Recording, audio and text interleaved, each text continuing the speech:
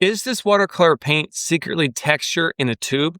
Watch what happens when Winsor Newton's Cobalt Violet explodes into soft granulation, subtle blooms, and surprisingly delicate washes.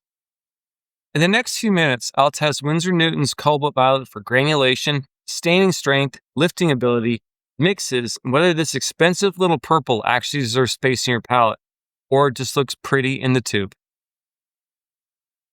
Straight out of the tube, this color, you can kind of get it to a mid-value dark, like maybe a number 7 at the darkest, but it has a tendency to not really mix up very easily. I really have to go into the paint, kind of grind it up and emulsify it.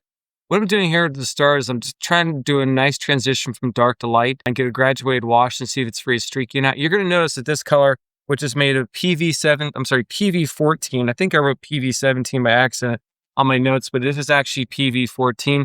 It's extremely granulated. If you want granulation, you're definitely going to get it with this color. Now, what I'm doing for this next swatch here, I'm putting down the color, and I'm trying to get it even across the whole surface. First off, to see if I can do that. This color is actually kind of hard to get even across the whole surface because of the streakiness of it. And then what I'm going to do is I'm going to come into here while the paint is still wet. I'm dropping additional water on top of this. My goal is to see if this actually blossoms or not. Now, this color seems to have a tendency to soak into the paper pretty fast. This is a semi-opaque color. It actually works pretty well if you drop it in your darks. But if you put down your paper and then drop more water on top of it, you're trying to get intentional water blossoms, it doesn't really do very much. The color has a tendency to soak into the paper a little bit faster. If you want this for blossoming, this is probably not the color you want to use. And then I'm repeating this again. I'm going to do this in a lighter value swatch. I'm putting down like a light value wash, trying to see if I can get it even across the whole surface.